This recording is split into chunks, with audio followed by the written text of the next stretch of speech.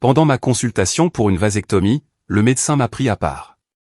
Je dois vous dire quelque chose au sujet de vos analyses de sang. Qu'est-ce que c'est? Il semblait mal à l'aise. Vous êtes stérile. Vous l'avez été toute votre vie.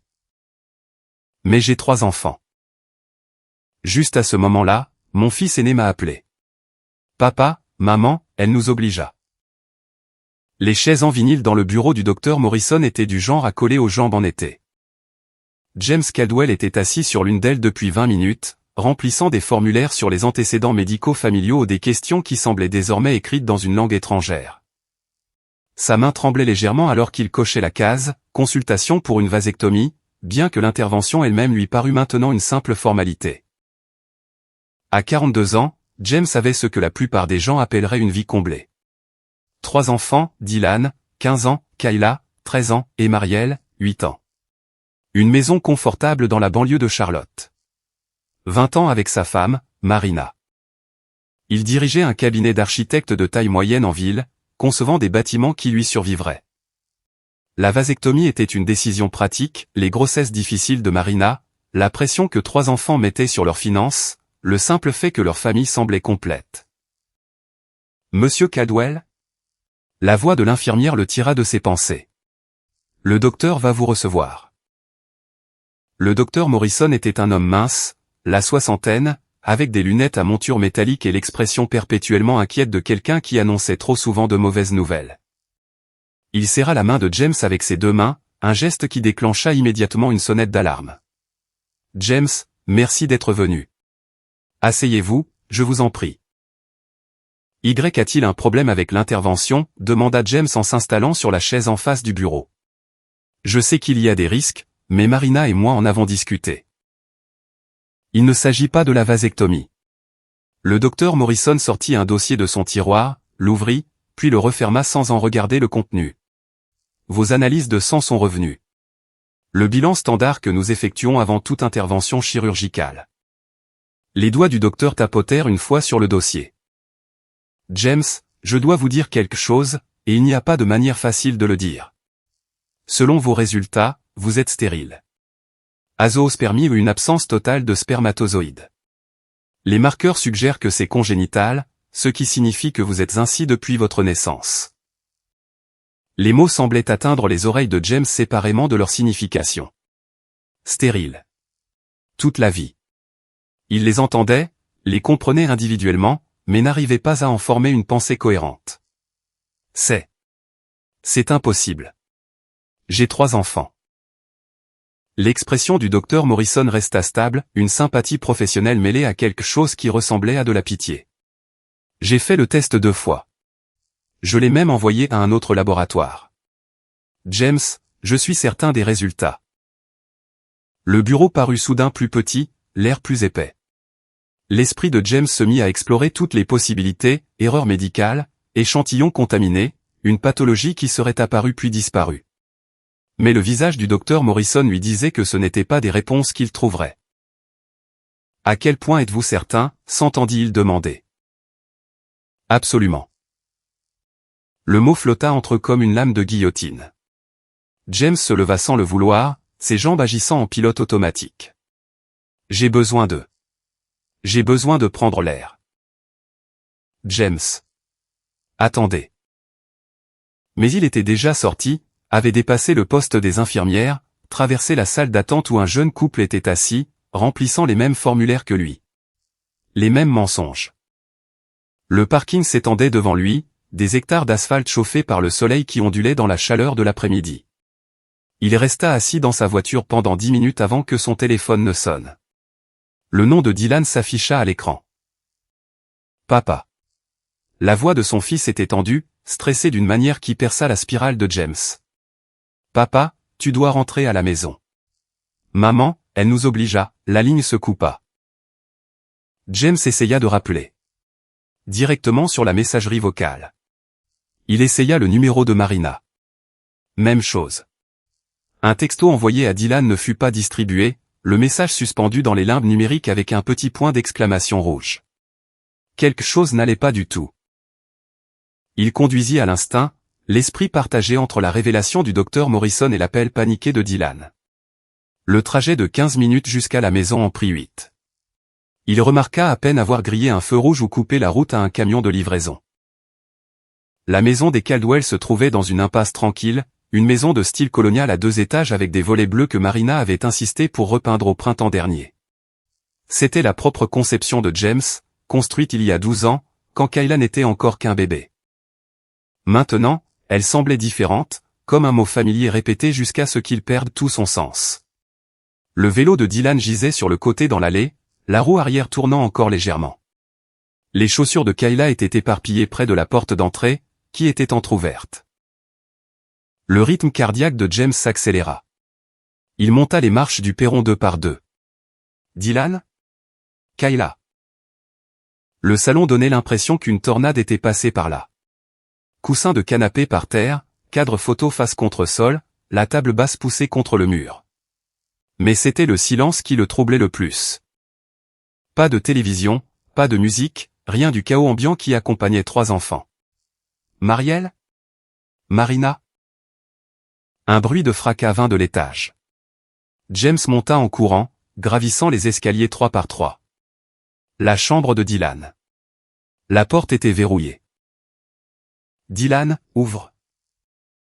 Papa, la voix de son fils était étouffée. Elle est. Ne la laisse pas. Un autre fracas, accompagné cette fois du cri de Kayla. James se jeta contre la porte. Le cadre se fendit mais un bond. Un deuxième coup. La serrure céda, et la porte s'ouvrit violemment. La scène qui s'offrait à lui n'avait aucun sens. Dylan se tenait devant le placard, les bras écartés, protégeant quelque chose ou quelqu'un. Sa lèvre saignait, sa chemise était déchirée. Kayla était assise sur le lit, tenant Marielle, toutes deux en larmes. Et Marina, sa femme, se tenait au centre de la pièce, tenant la batte de baseball de Dylan, ses jointures blanches autour du manche. Ses cheveux étaient en désordre, ses yeux hagards, remplis de quelque chose que James n'avait jamais vu en 20 ans de mariage. De la rage, peut-être, ou de la peur. Marina, bon sang, qu'est-ce qui se passe? Ils savent, dit-elle d'une voix plate et froide. Ils savent tout. Savent quoi? Pose cette batte. Ne t'approche pas, elle la pointa vers lui comme une arme. N'ose pas jouer l'innocent. J'ai vu ton visage quand tu es rentré. Le docteur te l'a dit, n'est-ce pas? La pièce se mit à tanguer. James s'agrippa au cadre de la porte. Comment tu? Je le sais depuis 16 ans, dit Marina, depuis la naissance de Dylan, quand j'ai vu le groupe sanguin sur son bracelet d'hôpital. AB positif. Tu es au négatif. Je suis au positif. Elle éclata de rire, un son de verre brisé. Biologie de base, James. Des probabilités impossibles. Les yeux de Dylan s'écarquillèrent. Maman, qu'est-ce que tu racontes? Je dis que votre père n'est pas votre père. Aucun de vous n'est de lui. La voix de Marina se brisa. Et maintenant il le sait. Et maintenant vous le savez. Et tout est fichu. Tout. Kayla laissa échapper un petit son blessé. Marielle enfouit son visage dans l'épaule de sa sœur. James sentit le monde se réorganiser autour de ce nouveau centre de gravité. 20 ans. 3 enfants. Chaque anniversaire, chaque spectacle d'école, chaque genou écorché et chaque histoire du soir. Chaque instant devenait soudain suspect. Rétroactivement empoisonné. Qui? La question sortit comme un murmure à peine audible. Marina rit de nouveau, de ce même son terrible. Est-ce que ça a de l'importance? Tu veux savoir lequel? Dylan est de Roy. Kayla est de Logan. Marielle est de Sterling. Content maintenant? Roy Hardy, son ancien meilleur ami de l'université, celui qui avait disparu de leur vie après la naissance de Dylan, prétextant avoir trouvé un emploi à Seattle. Logan Nichols, l'ex-petit ami de Marina au lycée, qui était venu à leur mariage avec l'air d'avoir avalé des clous. Sterling Schwartz, leur voisin, qui avait déménagé il y a 8 ans en invoquant des raisons personnelles. Les pièces s'assemblèrent avec le poids de pierre tombale. Sors, dit James doucement. C'est aussi ma maison. Sors. Le rugissement venait de quelque part de Primal, un endroit que James ne savait pas exister en lui. Tu as 5 minutes pour prendre ce que tu peux emporter et partir, ou j'appelle la police et je leur dis que tu viens d'agresser No. Il s'étouffa sur le mot. Point ses enfants. Dylan saigne. Tu les as enfermés ici. Le visage de Marina passa par un cycle d'émotions, défi, peur, calcul. Elle regarda les enfants, puis de nouveau James. Ce qu'elle vit dans son expression la décida. Tu le regretteras, dit-elle, mais elle se dirigeait déjà vers la porte. Tu n'as aucune idée de ce que tu fais. Pendant quelques minutes, elle partit, et James entendit ses pas résonner dans les escaliers, le claquement des tiroirs de la commode, le cliquetis des clés de voiture. Il ne bougea pas jusqu'à ce qu'il entende sa voiture démarrer, le moteur vrombir, le crissement des pneus alors qu'elle démarrait en trombe. C'est alors seulement qu'il regarda les 3 enfants blottis ensemble sur le lit de Dylan. 3 enfants qui n'étaient pas biologiquement les siens. 3 enfants dont le monde venait d'être brisé. Dylan avec sa lèvre en sang et sa posture protectrice. Kayla avec des larmes coulant sur son visage. Mariel, trop jeune pour tout comprendre, mais assez grand pour savoir que tout avait changé. Papa. La voix de Dylan était faible.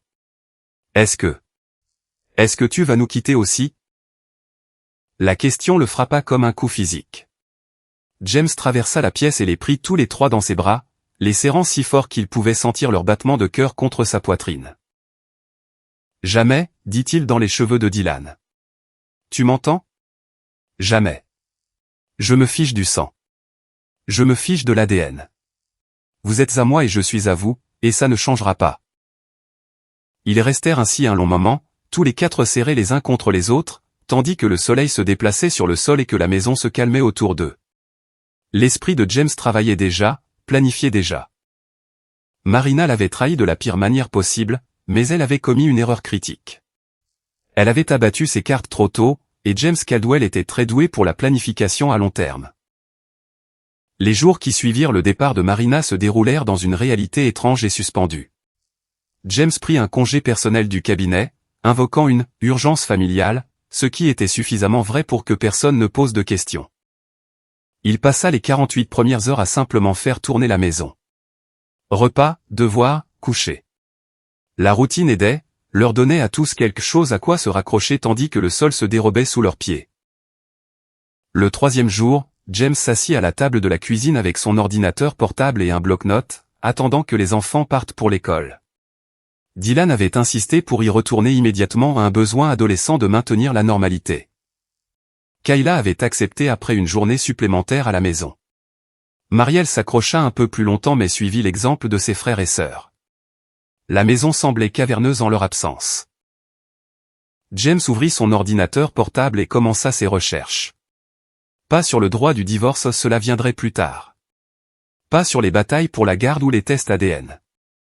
Il connaissait déjà la vérité, et Marina aussi.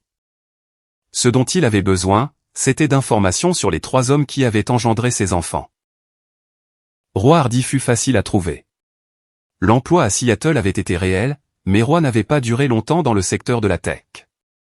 Selon LinkedIn, il avait navigué entre les startups avant d'atterrir dans une société de capital risque à Portland il y a 5 ans. Marié, 2 enfants. James fixa la photo de profil de Roy. Toujours le même sourire facile dont il se souvenait de l'université, celui qui avait charmé les professeurs et leur avait évité d'innombrables amendes de stationnement. Logan Nichols fut plus difficile à retrouver. Aucune présence sur les réseaux sociaux, aucun profil professionnel. James dut fouiller dans de vieux journaux et des registres publics avant de le trouver. Logan était resté à Charlotte, travaillant dans la construction et changeant souvent d'emploi. Plusieurs adresses au fil des ans, principalement des appartements dans les quartiers moins chers de la ville. Une condamnation pour conduite en état d'ivresse en 2019, une accusation d'agression qui fut ensuite abandonnée.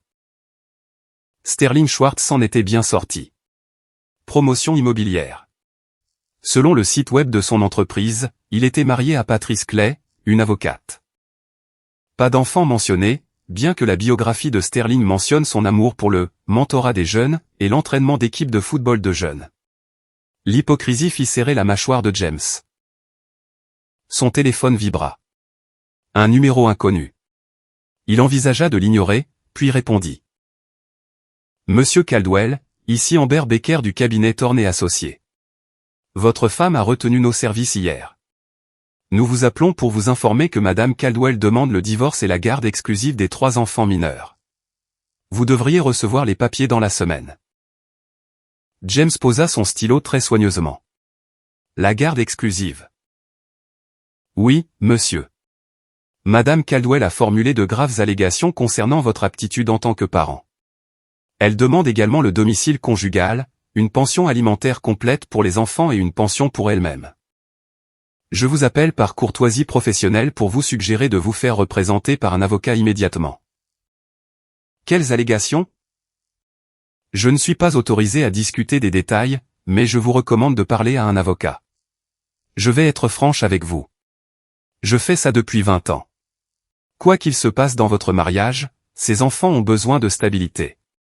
J'espère que vous garderez leur meilleur intérêt à l'esprit. L'appel se termina avant que James ne puisse répondre. Il resta assis à regarder son téléphone, la stratégie de Marina se cristallisant dans son esprit. Elle passait à l'offensive, se peignant en victime, utilisant les enfants comme des armes. La garde exclusive signifiait qu'elle pouvait contrôler le récit, contrôler son accès, tout contrôler. C'était audacieux. C'était vicieux. C'était une erreur. James passa son premier appel à Bruce Walker, un avocat qui l'avait aidé avec les contrats du cabinet au fil des ans. Bruce écouta une version soigneusement éditée des événements, le diagnostic de stérilité, la révélation, l'agression de Marina contre les enfants puis siffla doucement. James, je suis un avocat d'affaires. Tu as besoin de Nicolas Cerda. Le meilleur avocat en droit de la famille à Charlotte, peut-être même en Caroline du Nord. Il est cher, mais si ce que tu me dis est vrai, tu vas avoir besoin de lui. Le deuxième appel fut pour le bureau de Nicolas Cerda. La réceptionniste essaya de lui fixer un rendez-vous pour la semaine suivante. James lui dit qu'il paierait le double pour un rendez-vous d'urgence aujourd'hui même. L'argent, il l'avait appris en 20 ans d'architecture, pouvait faire arriver presque n'importe quoi. Le bureau de Herda occupait le dernier étage d'un immeuble d'acier et de verre en centre-ville, le genre de modernité agressive que James évitait habituellement de concevoir. L'avocat lui-même était plus jeune que prévu, peut-être 35 ans, avec le genre de costume impeccable et de regard perçant qui suggérait qu'il ne perdait pas souvent. Monsieur Caldwell, mes honoraires s'élèvent à 50 000 €. Est-ce que ce sera un problème? Non. Bien. Maintenant, racontez-moi tout. Et je dis bien tout. Les choses que vous pensez sans importance, celles qui vous embarrassent, celles qui vous donnent une mauvaise image. Je ne peux pas vous aider si je suis surpris au tribunal. James lui raconta tout, la révélation du docteur Morrison, l'aveu de Marina, les noms des pères biologiques, l'agression de Marina contre les enfants. Il montra à Herda les photos qu'il avait prises de la lèvre fendue de Dylan, de la porte de placard cassée, de la chambre endommagée. Herda prit des notes sur un bloc-notes jaune, son expression neutre. Quand James eut fini, l'avocat se pencha en arrière et joignit ses doigts. D'accord, voici ce qui va se passer. L'avocate de Marina a appelé ce matin pour essayer de vous intimider, de vous faire paniquer, peut-être de vous faire faire une bêtise. C'est la procédure standard. Ce qui n'est pas standard, c'est qu'elle prétend que vous êtes un parent inapte tout en admettant simultanément, je suppose qu'elle l'a admis, que vous n'êtes pas le père biologique d'aucun des enfants. Elle nous l'a dit à tous, à moi et aux enfants. C'est incroyablement stupide de sa part. Herda prit une autre note. La Caroline du Nord est un état de divorce sans faute pure, mais l'adultère est toujours un facteur dans la détermination de la pension alimentaire. Et si elle demande la garde exclusive alors que vous êtes le seul père légal? Avez-vous signé les actes de naissance? Tous les 3. Alors légalement, vous êtes leur père. La biologie n'a pas d'importance. Elle a commis une fraude à la paternité. Et si nous pouvons prouver qu'elle le savait depuis le début, cela joue sur sa moralité. Ajoutez à cela l'agression contre Dylan, et nous avons un dossier solide. Herda se pencha en avant. Mais voici ce que vous devez comprendre, James. Le tribunal de la famille est imprévisible. Les juges ont un large pouvoir discrétionnaire. Si Marina tombe sur le bon juge le bon jour, elle pourrait présenter cela comme une mère protégeant désespérément ses enfants d'un père qui vient de découvrir qu'ils ne sont pas biologiquement les siens. C'est insensé. Je ne ferai jamais. Je vous crois, mais nous devons le prouver. Je veux que vous documentiez tout. Chaque interaction avec les enfants, chaque repas, chaque devoir. Je veux des témoins de moralité qui puissent témoigner de votre relation avec Dylan, Kayla et Marielle. Je veux les dossiers médicaux montrant que vous avez été leur père de toutes les manières significatives pendant toute leur vie. C'est noté. Je veux aussi que vous réfléchissiez très attentivement à la question de savoir si vous voulez engager des poursuites judiciaires contre les pères biologiques. James n'avait pensé à rien d'autre. Quelles sont mes options? Honnêtement, pas beaucoup. Vous pourriez potentiellement poursuivre pour infliction intentionnelle de détresse émotionnelle, mais la barre est haute. Vous devriez prouver qu'ils ont sciemment participé à la fraude. Savait-il pour les enfants? Je ne sais pas. Roy a disparu. Logan est venu à notre mariage l'air en colère. Sterling a entraîné l'équipe de football de Marielle pendant 1 an avant de déménager. James fit une pause. Il a entraîné l'équipe de football de son propre fils. Cela pourrait suffire pour Sterling, mais c'est circonstanciel. La plus grande question est, que voulez-vous, James? La vengeance, l'argent, la justice? Parce que ce sont 3 choses différentes, et vous devez décider ce qui compte le plus. James pensa à Dylan qui saignait, à Kayla qui pleurait, à Marielle trop jeune pour comprendre pourquoi son monde s'effondrait. Il pensa à 20 ans de mensonges, à Marina se glissant dans le lit à côté de lui chaque nuit, sachant exactement ce qu'elle avait fait. Il pensa à Roy, Logan et Sterling vivant leur vie pendant qu'il avait élevé leurs enfants, payé pour leurs enfants, aimé leurs enfants. Les 3, dit-il doucement. Erda sourit pour la première fois. Alors, nous allons très bien nous entendre. L'audience pour l'ordonnance de protection était prévue pour le mardi suivant. L'avocate de Marina avait déposé une requête d'urgence affirmant que James l'avait menacée, qu'elle craignait pour sa sécurité et celle des enfants.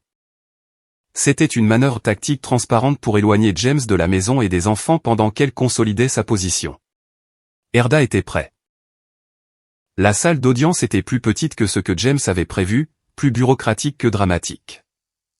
La juge Natalia Wall présidait, une femme noire d'une 50aine d'années avec des lunettes de lecture et une expression qui suggérait qu'elle avait entendu tous les mensonges et excuses jamais inventés. Marina était assise à la table du demandeur avec Amber Becker, portant une robe sobre et un maquillage minimal, jouant parfaitement le rôle de l'épouse effrayée. James remarqua Dylan assis au dernier rang. Son fils croisa son regard et hocha la tête une fois, délibérément. Un signe de soutien. Madame Becker, votre cliente demande une ordonnance de protection d'urgence basée sur des allégations selon lesquelles Monsieur Caldwell a proféré des menaces verbales à la suite d'un différend domestique. Est-ce exact? La voix de la juge Wall portait la lassitude particulière de quelqu'un qui avait vu ce scénario exact trop de fois.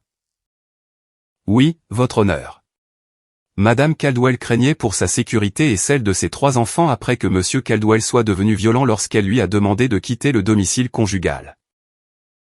Erda se leva avec aisance. Votre honneur, si je puis me permettre, Madame Caldwell a inversé la chronologie des événements. Mon client est rentré chez lui pour trouver sa femme qui avait enfermé leurs 3 enfants dans une chambre et agressé leur fils de 15 ans avec une batte de baseball. Nous avons des photographies des blessures de Dylan Caldwell, une déclaration de Dylan lui-même, et des relevés téléphoniques montrant que Dylan a appelé son père en détresse quelques instants avant l'arrivée de Monsieur Caldwell. Les sourcils de la juge Wall se haussèrent. Madame Becker? Votre honneur, Madame Caldwell tentait de discipliner ses enfants après avoir découvert qu'ils cachaient des informations préoccupantes sur le comportement de leur père. Elle m'a frappé avec une batte. La voix de Dylan retentit depuis le fond de la salle. Pendant que je protégeais mon frère et ma sœur d'elle. Le silence se fit dans la salle d'audience. La juge Wall fixa Dylan d'un regard sévère. Jeune homme, vous aurez l'occasion de témoigner si vous êtes appelé. D'ici là. J'aimerais appeler Dylan Caldwell à témoigner. Votre honneur, dit Erda, ceci est une audience, pas un procès. Mais étant donné que l'ordonnance de protection le concerne directement, ainsi que ses frères et sœurs, je crois que son témoignage est pertinent. La juge Wall réfléchit, puis hocha la tête. Huissier, faites prêter serment au témoin. Dylan se dirigea vers la barre des témoins, les épaules droites, le menton levé. L'ecchymose sur sa mâchoire s'était estompée en un jaune verdâtre, mais elle était encore visible. Il jura de dire la vérité d'une voix ferme. Erda fit simple. Dylan, racontez à la cour ce qui s'est passé le jour en question. Maman était bizarre toute la matinée. Elle n'arrêtait pas de me poser, à moi, à ma sœur et à mon frère, des questions étranges sur papa, si on se sentait en sécurité avec lui, des trucs comme ça. Puis elle a reçu un appel et elle a juste pété les plombs.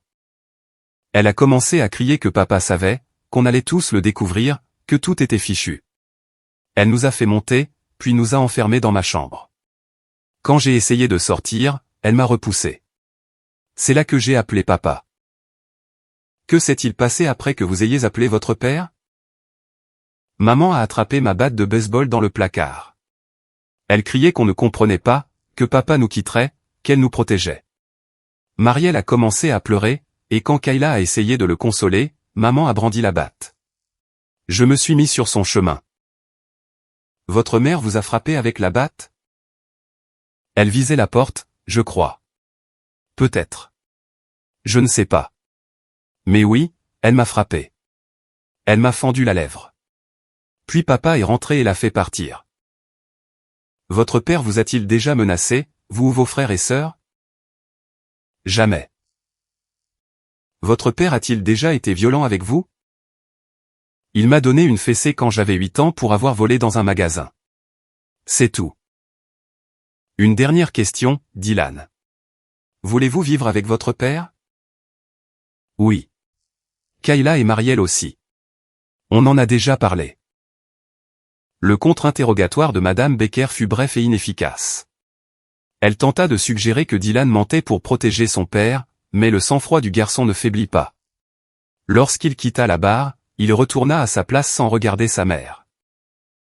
Marina témoigna ensuite. Sous les questions de Becker, elle dépeignit un homme qui était devenu de plus en plus distant, qui avait subi un changement de personnalité après avoir consulté le médecin, qui l'avait mis à la porte de sa propre maison avec des menaces de violence. Le contre-interrogatoire de Erda fut chirurgical. Madame Caldwell, saviez-vous que votre mari est stérile et l'a été toute sa vie? Les yeux de Marina s'écarquillèrent. Ce sont des informations médicales privées. C'est pertinent pour l'ordonnance de protection, votre honneur. L'état d'esprit de Madame Caldwell le jour en question est directement lié à ses actions. La juge Wall hocha la tête. Répondez à la question, Madame Caldwell. Oui, je le savais. Depuis combien de temps le saviez-vous? Une pause. 16 ans. Et pendant ces 16 années, combien d'aventures avez-vous eues? Objection. Becker se leva d'un bond. Pertinence. Cela touche à la crédibilité de Madame Caldwell et à son affirmation selon laquelle elle craignait pour sa sécurité, votre honneur. J'autorise.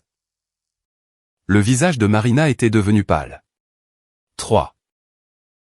3 aventures qui ont abouti à 3 enfants, dont aucun n'est biologiquement lié à votre mari. Est-ce exact? Oui. Avez-vous parlé de ces aventures à Monsieur Caldwell? Non. Lui avez-vous dit qu'il n'était pas le père biologique de Dylan, Kayla et Marielle? Non. Donc, pendant 16 ans, vous avez laissé votre mari croire qu'il élevait ses propres enfants, qu'il les soutenait financièrement, qu'il les aimait, qu'il construisait toute sa vie autour d'eux, tout en sachant que c'était basé sur un mensonge? Les mains de Marina se tordirent sur ses genoux. Ce n'est pas si simple. Avez-vous, oui ou non, commis une fraude à la paternité contre James Caldwell pendant 16 ans?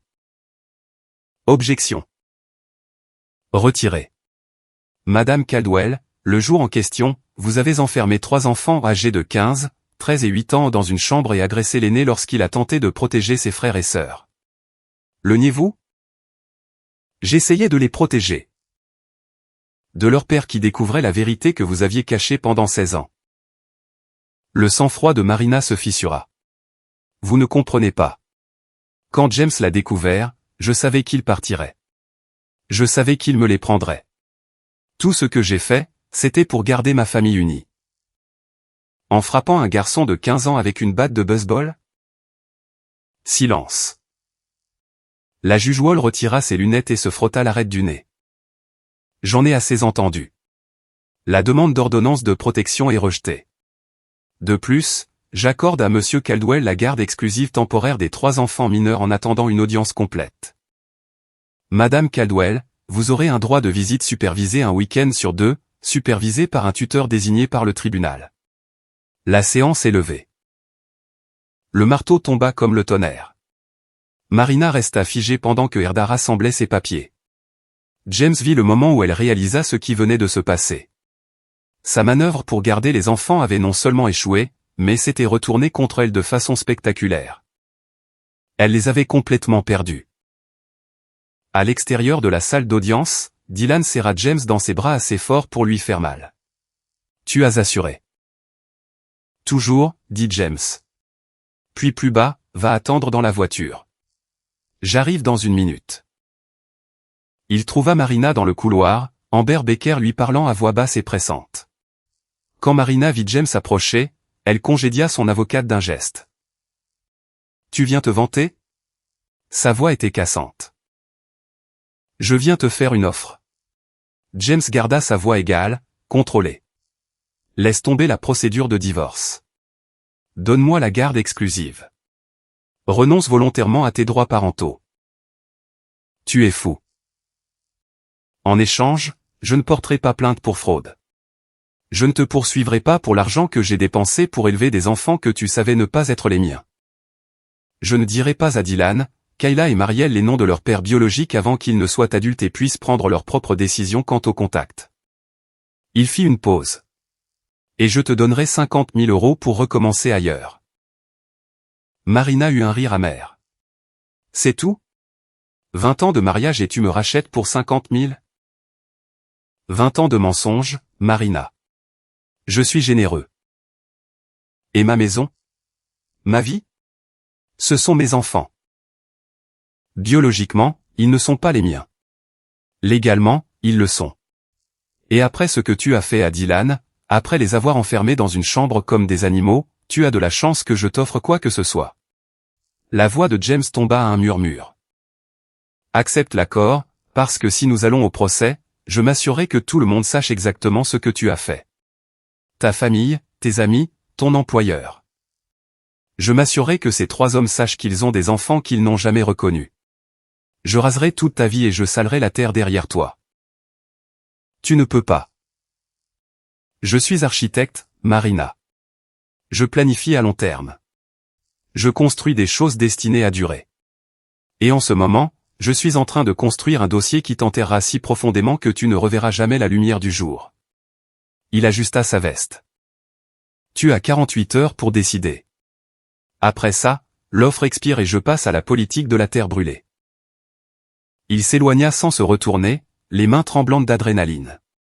Le plus dur était de garder le contrôle, de ne pas laisser la rage paraître. Tout devait être calculé, mesuré.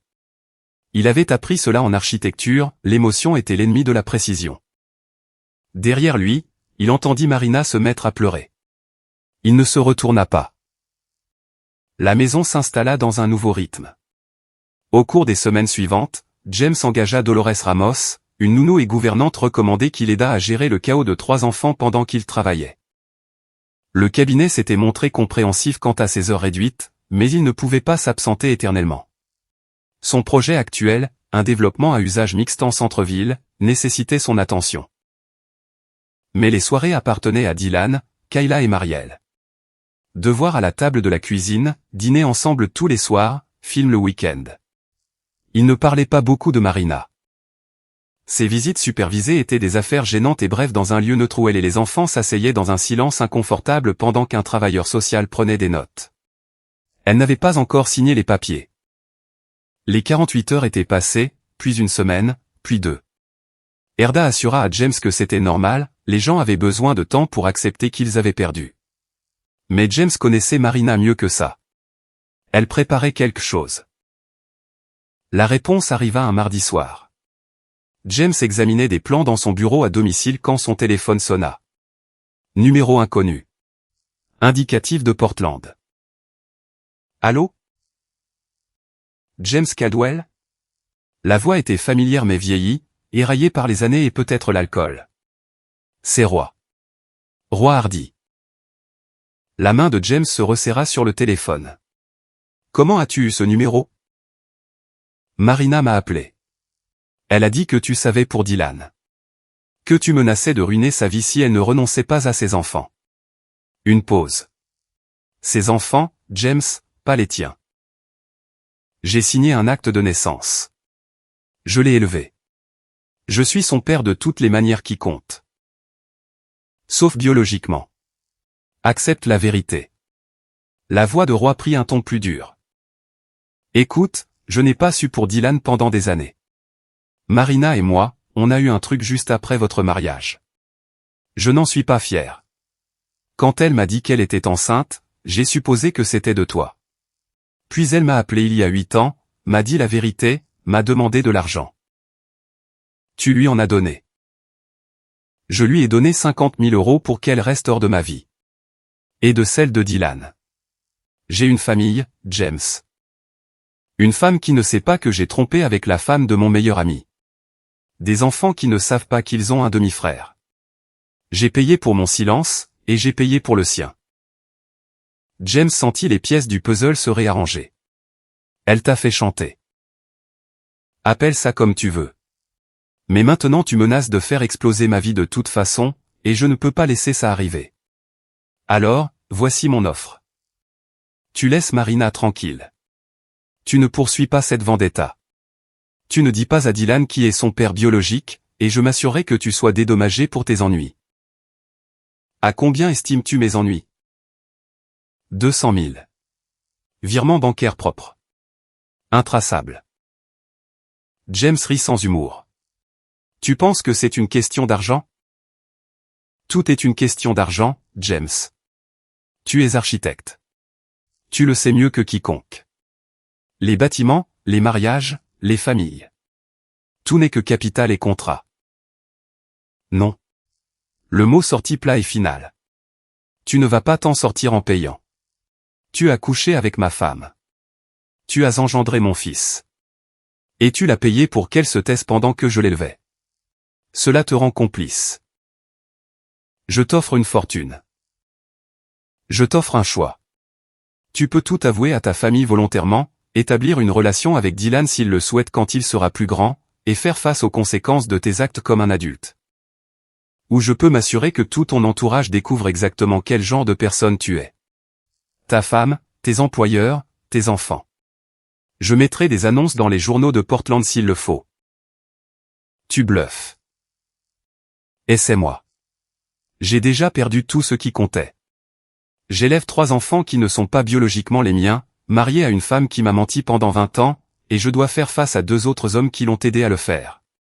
Avec quoi penses-tu pouvoir me menacer exactement? Le silence s'étira si longtemps que James pensa que Roy avait raccroché. Tu as changé. Non. J'ai juste arrêté de prétendre que je ne sais pas me battre. James mit fin à l'appel. Le deuxième appel arriva 2 heures plus tard. Logan Nichols, sa voix rauque avec le timbre particulier d'un fumeur de longue date. Caldwell? Ouais. Marina a dit que tu allais causer des problèmes. Qu'elle disait que tu essayais de lui enlever ses enfants. Ce sont mes enfants, légalement. Pas selon le sang. Écoute, je vais être direct avec toi. Je savais pour Kayla. Marina me l'a dit quand la petite avait 2 ans.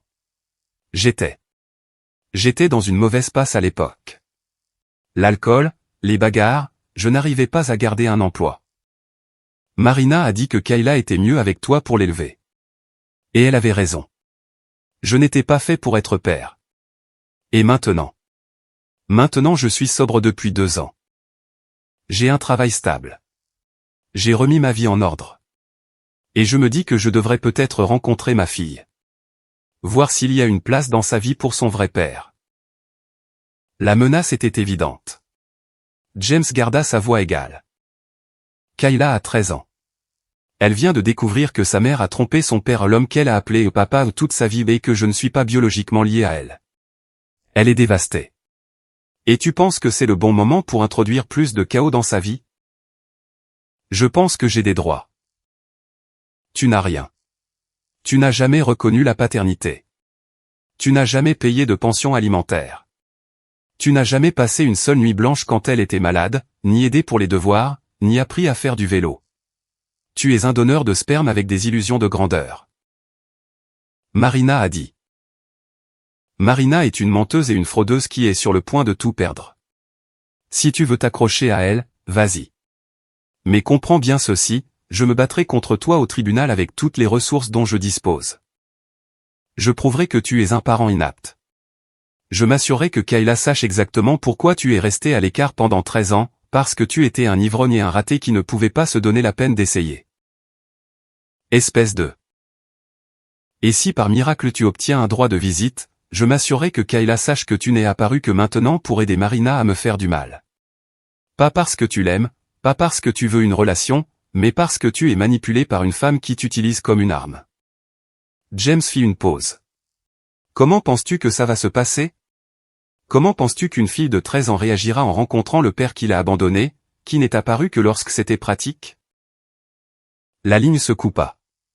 James resta assis dans son bureau, fixant les plans sans les voir. Marina ralliait ses alliés, essayant de se créer un levier. Roy avec l'argent, Logan avec les droits légaux. Ce qui signifiait que le troisième appel viendrait de Sterling Schwartz, et ce serait le plus dangereux. Il n'eut pas à attendre longtemps. Son téléphone sonna à 22 heures, après que les enfants soient allés se coucher. Monsieur Caldwell, ici Sterling Schwartz. Je crois que nous devons parler de mon fils. Mariel est mon fils. Biologiquement, il est le mien. Et j'ai beaucoup réfléchi à ça dernièrement. À l'année où j'ai entraîné son équipe de football, le regardant grandir, voyant mes propres manières en lui. Au fait que j'ai déménagé parce que Marina disait que c'était trop compliqué, trop risqué. La voix de Sterling était douce, confiante, la voix de quelqu'un habitué à conclure des marchés. J'ai fait une erreur en partant. J'aimerais la corriger. En aidant Marina? En établissant mes droits parentaux. Marina a suggéré que nous pourrions travailler ensemble. Elle obtient la garde principale, j'obtiens un droit de visite. Vous obtenez. Eh bien, vous partez avec votre dignité intacte. Pas de procès désordonné, pas d'exposition publique des liaisons. Personne n'a besoin de connaître les détails. James se leva et se dirigea vers la fenêtre. Dehors, la rue de banlieue était calme, paisible, une façade parfaite. Qu'est-ce qu'elle t'a offert? Pardon? Marina. Pour te faire m'appeler, pour te menacer de réclamer Mariel. Qu'est-ce qu'elle t'a promis? Une pause. C'est entre elle et moi. Elle t'utilise, Sterling. De la même manière qu'elle t'a utilisé il y a 8 ans quand elle avait besoin d'un donneur génétique et que son mari n'était pas disponible. De la même manière qu'elle utilise Roy et Logan. Vous n'êtes que des outils pour elle. Ce n'est pas. A-t-elle mentionné qu'elle avait agressé Dylan avec une batte de baseball? Qu'elle avait enfermé les 3 enfants dans une chambre parce qu'elle avait peur qu'ils me disent la vérité? Qu'elle a déjà perdu la garde temporaire parce que la juge Wall a vu clair dans son jeu? Elle a dit que tu essayais de me monter contre elle. Je n'ai pas besoin de le faire. Tu peux lire les transcriptions du tribunal toi-même. C'est un dossier public. Laisse ça infuser. Mais voici ce qui m'intrigue. Ta femme, Patrice. Est-elle au courant pour Mariel? Le silence fut une réponse suffisante. Je vais prendre ça pour un non. Donc, Marina te demande de réclamer des droits parentaux sur un enfant dont ta femme ignore l'existence. De mener une bataille pour la garde qui deviendra un dossier public, et de faire tout ça pour aider une femme qui est manifestement instable et violente. Est-ce que ça résume bien la situation? Monsieur Caldwell. Vous êtes un promoteur immobilier, Sterling. Vous comprenez les contrats et les leviers. Alors voici le mien. Restez en dehors de ça. Laissez-moi continuer à élever le garçon que j'élève depuis 8 ans, et je m'assurerai que Patrice ne découvre jamais rien de votre liaison. Partez tranquillement, et tout le monde garde ses secrets. Et si je ne le fais pas? Alors je m'assurerai que tout le monde le sache. Votre femme, vos clients, vos partenaires commerciaux. Je ferai savoir à la Ligue de football que vous avez entraîné votre fils biologique sans le dire à personne. Je créerai une tempête si complète que votre réputation ne s'en remettra jamais. La voix de James devint glaciale. Et ensuite, je gagnerai quand même la garde de Marielle, parce que je suis son père légal, et que vous êtes un briseur de ménage qui cache un enfant à sa femme depuis 8 ans. Vous perdrez tout et ne gagnerez rien. Vous me menacez. Je vous offre un choix. Le même choix que j'ai offert à Roy et Logan. Partez ou brûlez. C'est à vous de décider. James raccrocha et éteignit son téléphone. Ses mains tremblaient, l'adrénaline inondant son système. 3 appels, 3 menaces, 3 hommes qui avaient aidé à détruire son mariage essayaient maintenant de prendre ses enfants. Il ne les laisserait pas faire. Le matin, il appellerait Erda et le mettrait au courant des conversations. Ils ajusteraient la stratégie, se prépareraient pour le prochain coup de Marina. Mais pour l'instant, James monta à l'étage et vérifia les enfants. Dylan, endormi avec ses écouteurs encore sur les oreilles. Kayla, enroulée autour de son éléphant en peluche, celui que James lui avait gagné à une fête foraine quand elle avait 5 ans. Marielle, étalée sur son lit comme une étoile de mer, les couvertures jetées au sol. Ses enfants. Pas par le sang, mais par chaque jour pendant 15, 13 et 8 ans, respectivement. Personne ne lui enlèverait ça. Personne. L'audience de divorce était prévue 6 semaines plus tard. Dans l'intervalle, Marina avait signé un bail pour un appartement de l'autre côté de la ville, commencé un nouveau travail de réceptionniste médicale et commencé à suivre une thérapie ordonnée par le tribunal. Ses visites supervisées avec les enfants restaient gênantes et brèves. Marielle pleurait. Kayla restait silencieuse. Dylan répondait aux questions par monosyllabes. Erda avait déposé une contre-poursuite demandant la garde exclusive, le partage des biens et le remboursement des frais d'éducation des enfants. C'est agressif, dit-il à James. Mais nous n'essayons pas de gagner l'argent. Nous essayons de montrer que vous êtes sérieux, que vous ne vous laisserez pas intimider, et que ces mensonges ont de réelles conséquences financières. L'avocate de Marina, Amber Baker, avait répondu par une requête pour contraindre à des tests ADN, établissant la paternité légale de Roy, Logan et Sterling. Erda l'avait bloqué au motif que le bien-être des enfants primait sur la curiosité biologique, et que les forcer à subir des tests causerait un préjudice psychologique. La juge Wall avait été d'accord, avec une réserve. Elle voulait parler à chaque enfant en privé avant de prendre une décision finale sur la garde.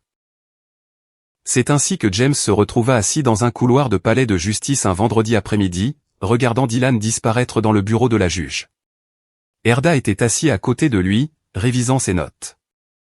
Kayla et Marielle attendaient avec Dolores au bout du couloir, jouant aux cartes pour passer le temps.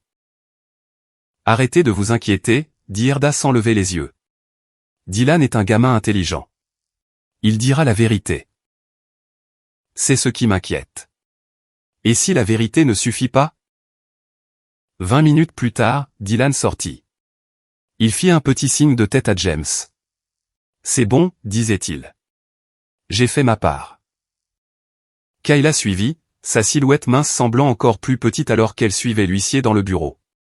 James voulait la suivre, la protéger, s'assurer qu'elle ne se sente pas seule.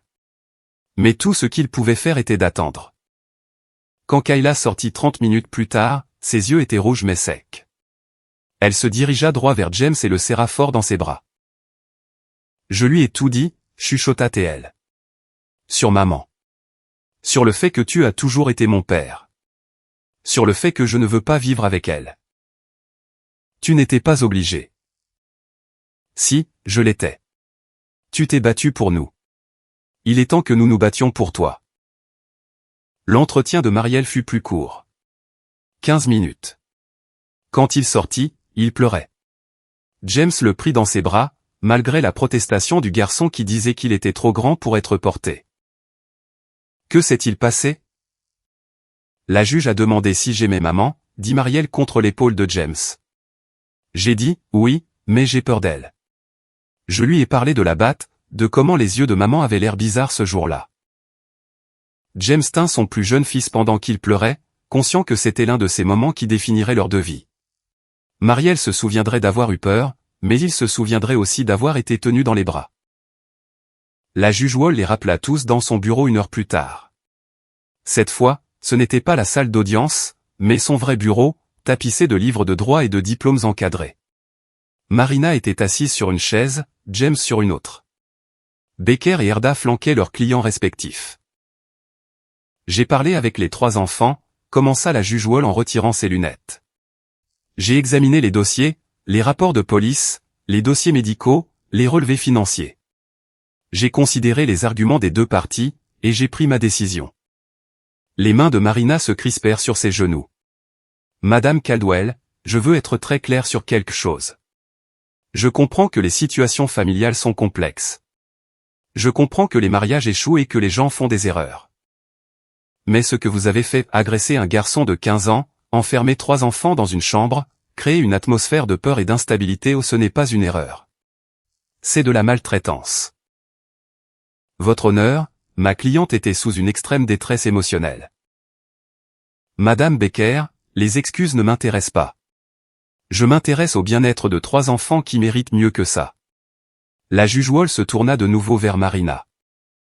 Vous avez commis une fraude à la paternité. Vous avez permis à Monsieur Caldwell d'élever et de soutenir financièrement 3 enfants tout en sachant qu'ils n'étaient pas biologiquement les siens. Vous avez maintenu cette tromperie pendant plus de 15 ans. Et quand la vérité a éclaté, votre premier instinct a été la violence. Le visage de Marina était devenu pâle. J'aime mes enfants. Je n'en doute pas. Mais l'amour ne suffit pas quand il est accompagné d'une batte de baseball. La juge Wall ouvrit un dossier. J'accorde à Monsieur Caldwell la garde légale et physique exclusive de Dylan, Kayla et Marielle Caldwell.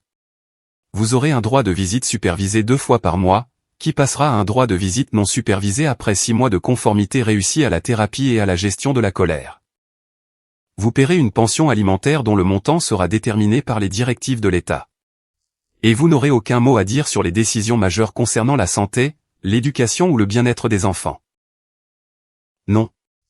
Marina se leva, sa chaise raclant le sol. Vous ne pouvez pas. Ce sont mes enfants. Je les ai portés. Je leur ai donné naissance.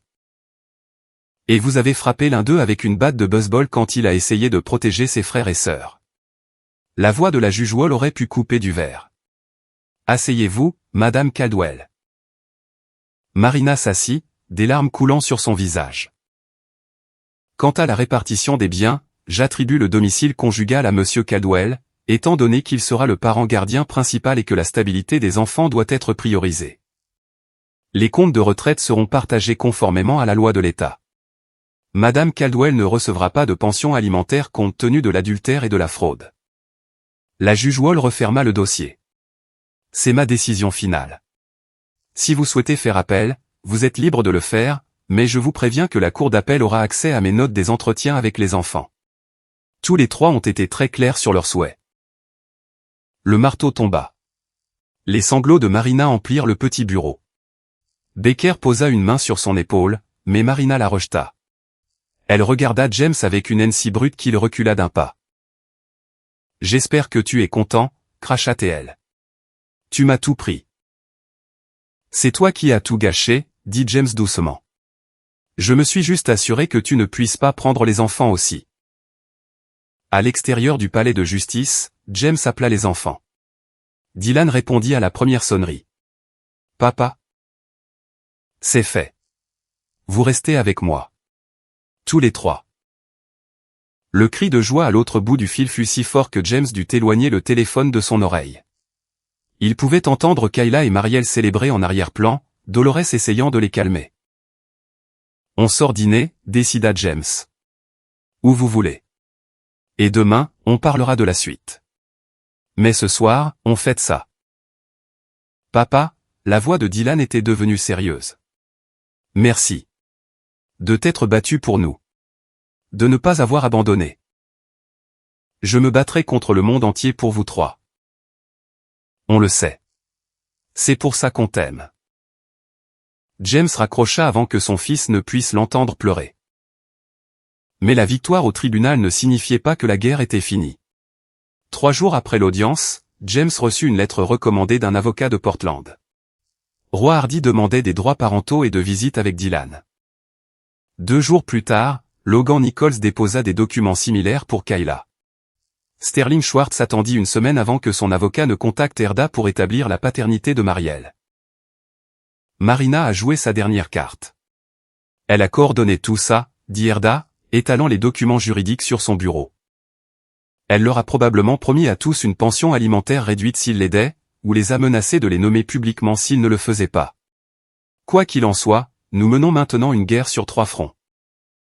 Peuvent-ils gagner? Biologiquement, ce sont les pères. Légalement, ils ont le droit de demander des tests de paternité et de chercher un droit de visite. Quant à la garde? Erda regarda par la fenêtre. Probablement pas. Vous êtes le père présumé. Vous avez élevé ces enfants, et les tribunaux n'aiment pas perturber les relations établies. Mais ils peuvent vous rendre la vie infernale avec des audiences de visite sans fin, des demandes de modification et des frais juridiques. James fixa les documents. 3 hommes qui n'avaient jamais changé une couche, jamais assisté à une réunion parents-professeurs, jamais veillé toute la nuit un enfant malade, exigeaient maintenant des droits sur les enfants qu'ils avaient aidés à créer puis abandonnés. Et si on inversait les rôles? Erda leva les yeux. Que veux-tu dire? Ils revendiquent des droits parentaux. Très bien, qu'ils le fassent. Mais les droits parentaux viennent avec des responsabilités parentales. Ils veulent être pères? Ils peuvent commencer à payer une pension alimentaire rétroactivement. Tous les 3. Erda fit une pause, un lent sourire se dessinant sur son visage. C'est en fait brillant. S'ils revendiquent la paternité, ils admettent qu'ils sont financièrement responsables. Nous pourrions potentiellement remonter à la naissance de chaque enfant. Dylan a 15 ans, Kayla en a 13, Marielle en a 8. Additionnez 15 ans de pension alimentaire, 13 ans et 8 ans. Les directives de la Caroline du Nord sont quoi? 15% du revenu pour un enfant? James fit le calcul mental. On parle de centaines de milliers d'euros, peut-être près d'1 million entre les 3. Ils n'accepteront jamais. Alors ils retireront leur requête. Soit ils joignent le geste à la parole, soit ils s'en vont. Marina ne peut pas les utiliser comme des armes s'ils refusent de jouer. Erda commença à prendre des notes. Nous devons prouver qu'ils savaient pour les enfants, qu'ils ont volontairement évité leur responsabilité parentale. Roy a admis lors d'un appel téléphonique que Marina l'avait contacté il y a 8 ans et qu'il lui avait payé 50 000 pour qu'elle se taise. C'est la preuve qu'il savait pour Dylan et a choisi de ne pas le reconnaître. James sortit son téléphone, vérifiant ses enregistrements. J'ai gardé le message vocal. On peut obtenir les relevés téléphoniques montrant que l'appel venait de son numéro. Logan m'a dit que Marina l'avait informé pour Kayla quand elle avait 2 ans, qu'il a dit qu'il n'était pas fait pour être père. C'est un aveu de connaissance et d'abandon volontaire. Et Sterling. Il a entraîné l'équipe de football de Marielle. Il est impossible qu'il ne sache pas, surtout s'il s'est reconnu dans les manières du garçon comme il l'a prétendu. James sentit les pièces s'emboîter. Nous assignons les registres de la Ligue de football, obtenons des témoignages d'autres parents sur l'implication de Sterling avec Marielle. Nous construisons un schéma de connaissance et d'évitement. Erda était maintenant pleinement engagée, son stylo volant sur le bloc-notes. Ça pourrait marcher. C'est extrêmement agressif, mais ça pourrait marcher. Nous déposons des demandes reconventionnelles contre les 3 pour pension alimentaire rétroactive. Nous mettons des privilèges sur leurs biens si nécessaire. Nous rendons cela si cher et si pénible qu'ils prendront la fuite. Et s'ils ne fuient pas, alors ils paient. Dans tous les cas, vous gagnez. James se pencha en arrière, le poids de la semaine écoulée pesant sur ses épaules. Je veux que ce soit terminé, Nick. Je veux qu'ils disparaissent. Je veux que mes enfants aient la stabilité, la paix et une vie qui n'est pas définie par les mensonges de leur mère et la lâcheté de leur père biologique. Alors, on pratique la politique de la terre brûlée. Pas de pitié, pas de quartier, pas de compromis. Erda le regarda dans les yeux. Vous êtes sûr de ça? Une fois que nous aurons commencé, il n'y aura pas de retour en arrière. Je n'ai jamais été plus sûr de quoi que ce soit dans ma vie. La contre-poursuite fut déposée le lendemain matin. À midi, le téléphone de James sonnait. Roy Hardy, la voix tendue par la panique. Êtes-vous fou? Vous me poursuivez pour 600 000 euros. 15 ans de pension alimentaire ajustée à votre tranche de revenus, plus les intérêts. C'est ce que vous devez pour Dylan. Vous voulez des droits parentaux? Commencez à payer comme un parent. Je ne peux pas. Ma femme va. Ça va détruire mon mariage. Alors tu aurais dû y penser avant de coucher avec la mienne. Retire ta requête, roi. Pars ou paie. Je n'ai pas ce genre d'argent. Tu es un capital risqueur. Tu as gagné 3 millions d'euros l'année dernière selon ton profil LinkedIn. Tu peux te le permettre. La question est de savoir si tu le veux. James garda sa voix égale, sans émotion. Tu as 72 heures pour retirer ta requête. Après ça, nous irons au tribunal, et je m'assurerai que chaque détail de ta liaison avec Marina, ton paiement pour la faire taire, et ton abandon de Dylan deviennent un dossier public. Ta femme le saura, tes enfants le sauront, tous tes collègues le sauront. C'est du chantage. Ce sont les conséquences. Bienvenue.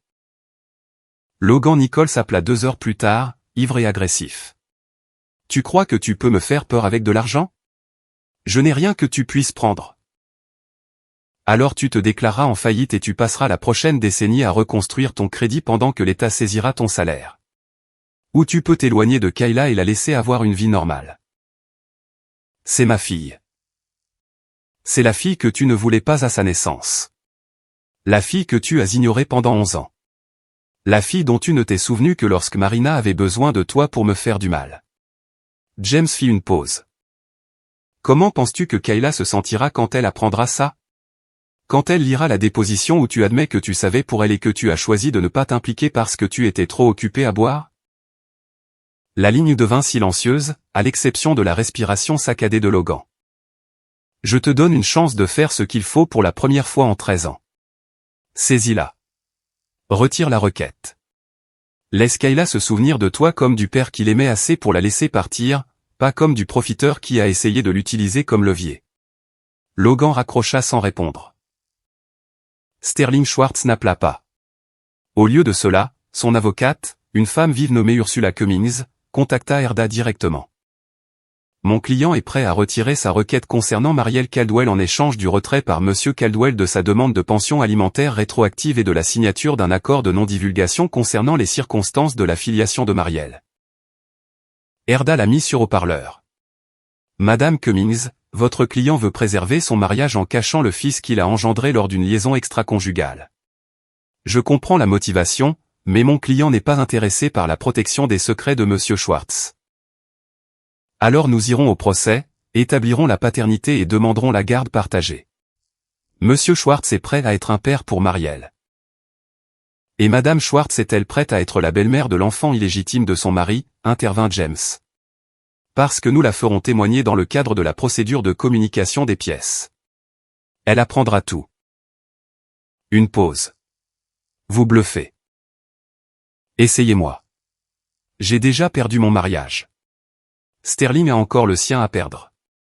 Qui, selon vous, cédera le premier? Une autre pause, plus longue cette fois. Que voulez-vous? Sterling retire sa requête. Il signe une déclaration sous serment admettant qu'il savait pour Marielle et a choisi de ne pas le reconnaître. Il verse un règlement unique de 100 000 euros. Appelez ça l'argent de la conscience. Et il ne contacte plus jamais Marielle ou ma famille. C'est négociable, dit James. On peut descendre à 50 000 s'il signe aujourd'hui. Demain, ça repasse à 100 000. La semaine prochaine, nous poursuivrons pour le montant total au tribunal, plus des dommages-intérêts punitifs. Je dois consulter mon client. Vous avez jusqu'à 17 heures. Sterling signa à 16h47. Le virement bancaire arriva sur le compte de James à 16h52. Son avocat envoya l'avis de retrait à 16h55. Un de moins. Logan retira sa requête à 2h du matin par un email d'un homme clairement ivre, divagant sur le fait que le système était truqué et que James ruinait des vies.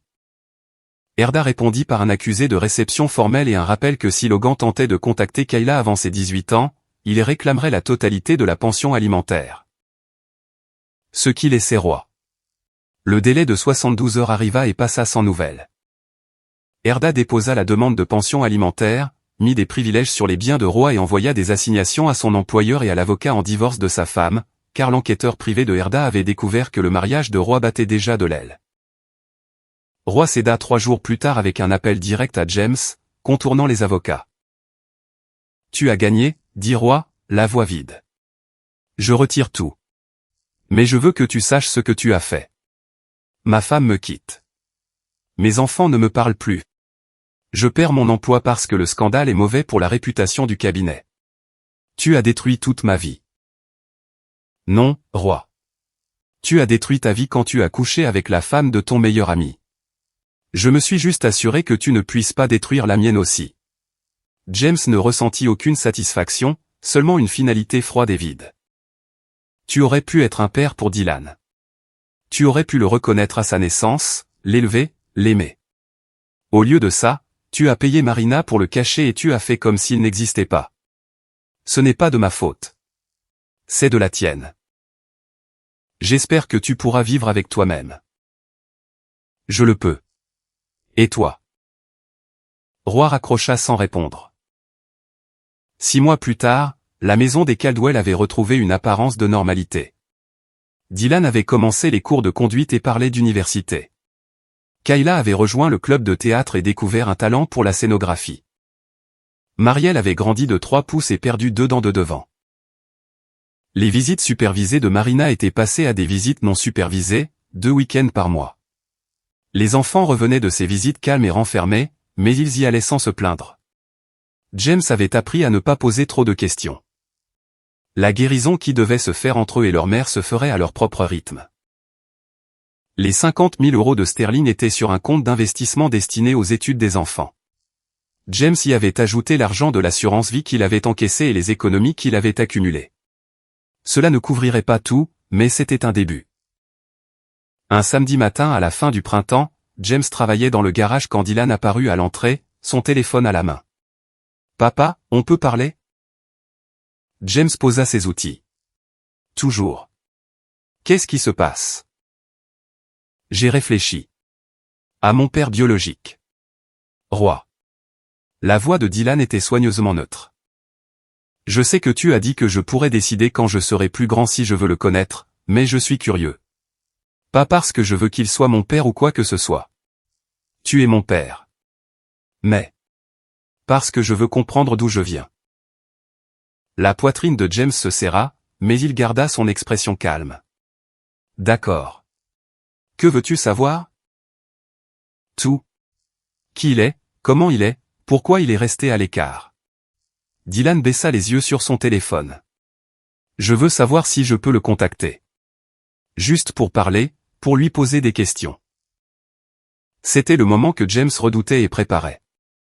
Le moment où ses enfants commenceraient à chercher leur propre vérité, leur propre lien. Il voulait dire non, protéger Dylan de la déception et de la douleur que Roy causerait inévitablement.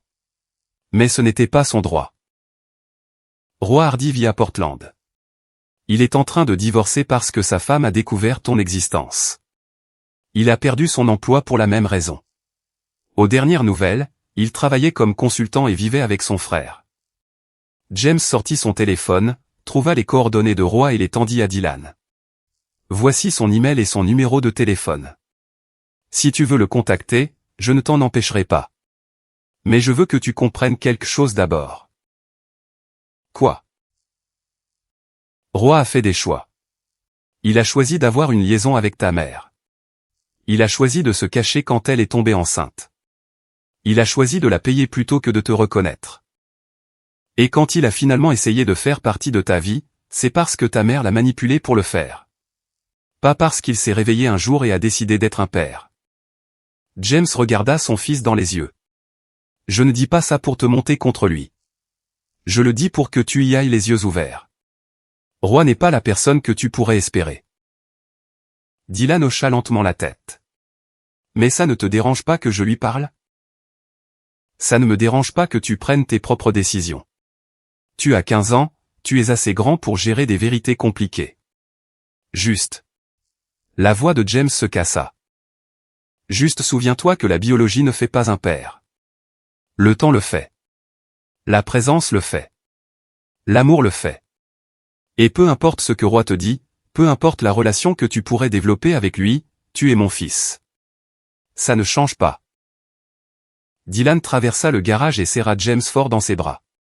Je sais, papa. Je l'ai toujours su. Ils restèrent ainsi un long moment, entourés d'outils et de projets à moitié finis, tandis que dehors, le soleil de printemps réchauffait l'allée où James avait appris à Dylan à faire du vélo 7 ans plus tôt. Je ne le contacterai peut-être même pas, dit Dylan en reculant. Je voulais juste savoir que je pouvais. Que c'était mon choix. Ça l'a toujours été. Tout ça, les disputes, les procès, la bataille pour la garde, tout ça, c'était pour s'assurer que vous trois puissiez choisir votre propre avenir. Pas Marina, pas Roy, ni Logan ou Sterling. Vous. Dylan sourit, le même sourire en coin que James avait vu dans la salle d'accouchement il y a 15 ans et qu'il avait instantanément aimé. Au diable la biologie. C'était son fils. Tu veux m'aider avec cette terrasse? James désigna le bois empilé contre le mur. Je construis un plus grand espace extérieur pour l'été. Je me suis dit qu'on pourrait avoir un endroit où traîner. Bien sûr. Mais je suis nul en menuiserie. Alors je t'apprendrai. C'est ce que font les pères. Ils travaillèrent ensemble tout l'après-midi, mesurant, coupant et jurant occasionnellement quand un clou se tordait. À un moment donné, Kayla sortit et commença à poser des questions sur la conception de décors de théâtre, ce qui mena à une discussion sur les murs porteurs et l'intégrité structurelle. Marielle apparut avec un ballon de football et les convainquit tous de faire une pause pour un match dans le jardin. James regarda ses trois enfants jouer ensemble, leur rire résonnant contre la maison qu'il avait conçue et construite pour eux, et sentit quelque chose changer dans sa poitrine. Pas le pardon, il ne pardonnerait jamais à Marina ou à Roa ou aux autres pour ce qu'ils avaient fait. Mais l'acceptation, peut-être. La compréhension que la famille qu'il pensait avoir avait disparu, mais que la famille pour laquelle il s'était battu était juste là. Imparfaite, compliquée, durement gagnée. La sienne. Ce soir-là, après que les enfants soient allés se coucher, James s'assit dans son bureau pour examiner les plans d'architecte du développement du centre-ville. Son téléphone vibra avec un email de l'avocate de Marina. Elle voulait discuter de la modification du calendrier des visites, augmentant son temps avec les enfants maintenant qu'elle avait terminé avec succès son programme de thérapie. James le transféra à Erda avec une note, « Qu'en penses-tu » La réponse arriva en quelques minutes, « C'est aux enfants de décider. Ils sont assez grands pour avoir leur mot à dire. Demande-leur. » Ce qui était juste. James se nota d'en parler au petit déjeuner demain. Si Dylan, Kayla et Marielle voulaient plus de temps avec leur mère, ils ne s'y opposeraient pas. La bataille était terminée. La victoire était acquise.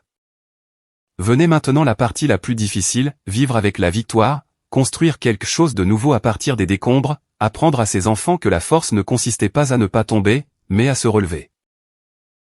James ferma son ordinateur portable et monta les escaliers, vérifiant chaque enfant une dernière fois avant de se coucher.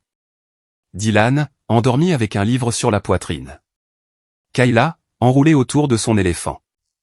Marielle, étalée comme une étoile de mer. Ses enfants, sa famille, sa vie. Et pour la première fois en 6 mois, James Caldwell dormit sans faire de cauchemar.